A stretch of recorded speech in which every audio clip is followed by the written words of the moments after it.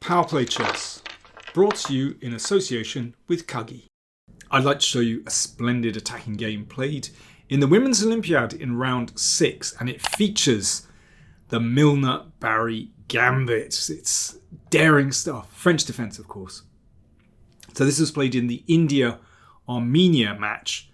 Deshmukh for India, playing as Alina Danielian for Armenia.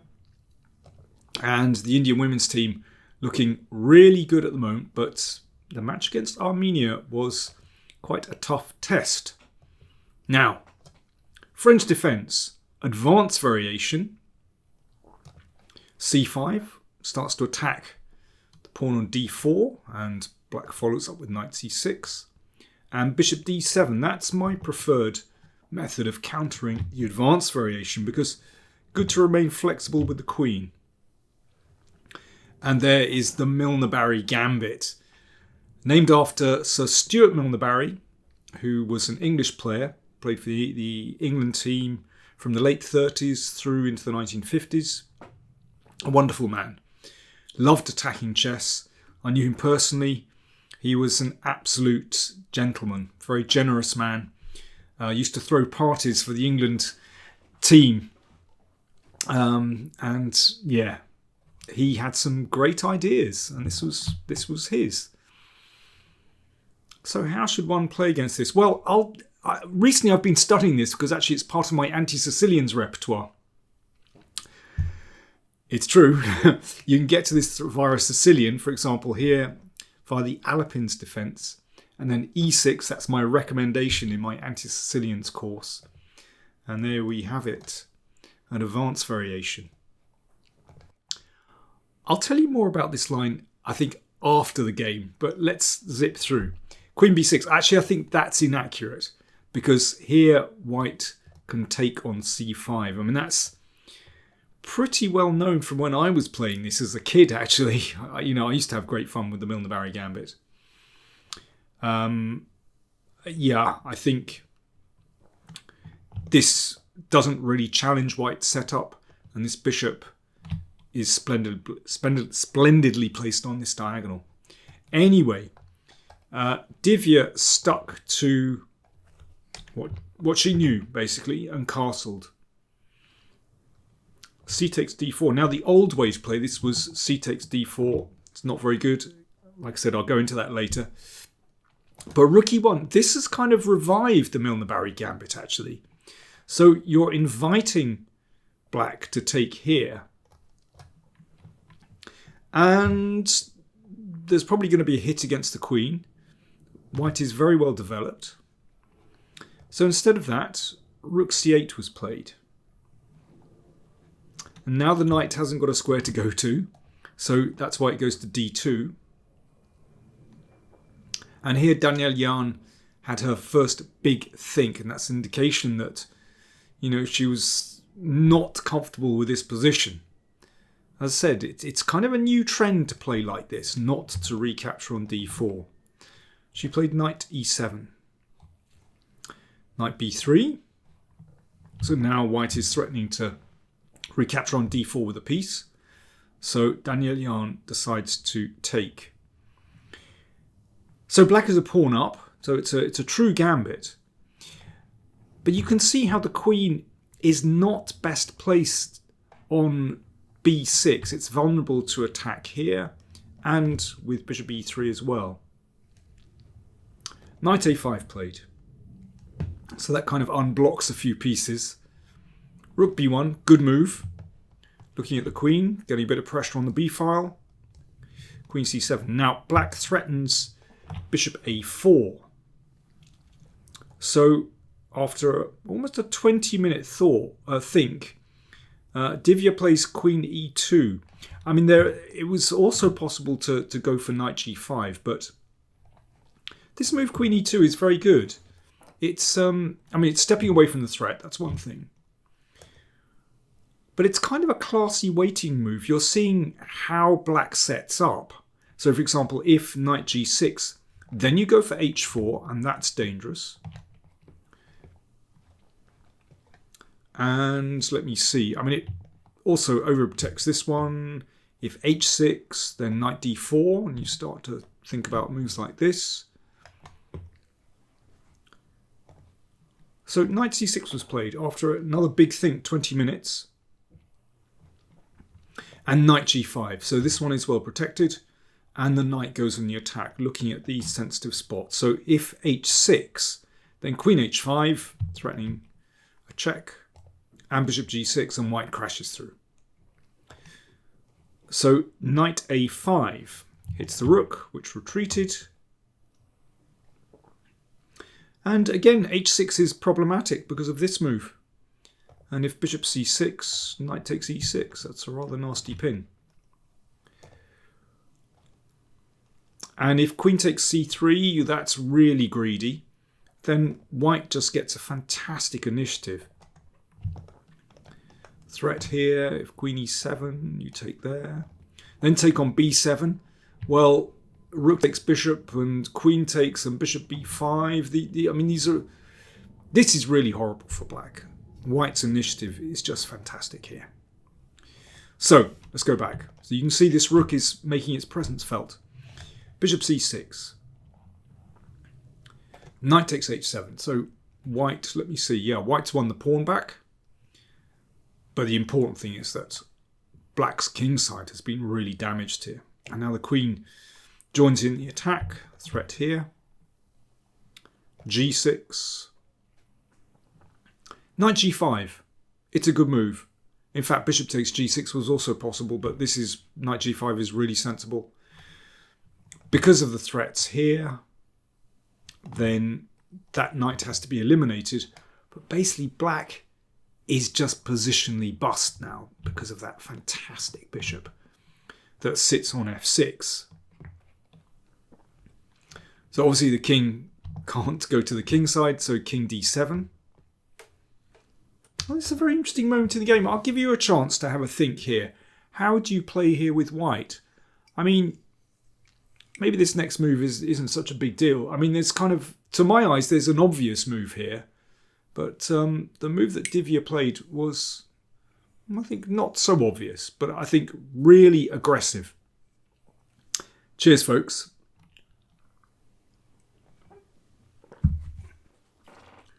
So to my eyes, an obvious move is just to play bishop f6, sink the bishop in here, ask the rook which direction it's going, and then off we go again. I mean, it could be possible to take here sometimes as well, according to where the rook goes. But Divya played c4. That's good to see. She's really going for it. She's not letting the king find stability. So the idea is just to open up the queen side, and in combination with the bishop, this is really, really strong. So for example, like this, the queen switches over, and yeah, this is nasty. So for example, like this, check. I mean, maybe take a pawn. There's going to be a check here soon. It's horrible. So d takes c4 played. And now bishop takes g6. Splendid idea if pawn takes bishop, rook d1 check. King e8, queen e6. Or bishop d5, rook takes d5 check. There's a pin. So that's the idea. It's just about cracking open the d file and getting through to the king. Let me see. Yeah, I mean, that's a threat now. So rook f8. Bishop e4. Very simple. That bishop is actually holding black's position together. So why not exchange it off? It means there's going to be a check here on the d file. It won't be able to interpose. So king c8 played. Bishop f6. Queen just drops back. With this bishop eliminated on c6, then of course there's going to be no real attack on the g file. And h4, it's really simple. So the plan is to push that pawn all the way, supported by the bishop. And there's not a lot that black can do about that. I mean, this is such a clear strategy. So here's how the game ended. So Danielian pushed this c-pawn, but actually That's securely blockaded. But there's nothing to be done about that pawn. Exchange. And now the queen wants to come in here. Well, it's game over. And that was an efficient final move. Threatening to take here, of course, b6, and the knight hangs, and, well, basically white is breaking through to the 7th rank, and that really is the end of the road for black. Great game. And it shows you this Milner-Barry Gambit is not to be underestimated. Now, as I said, I think queen b6 is inaccurate. If you're interested in the theory, here goes. Here are a few little clues as to what to do. So first of all, take on d4. And if c takes d4, then queen b6. That's different. So white doesn't have the option to take on c5. And this is the old main line. If castles, then knight takes d4.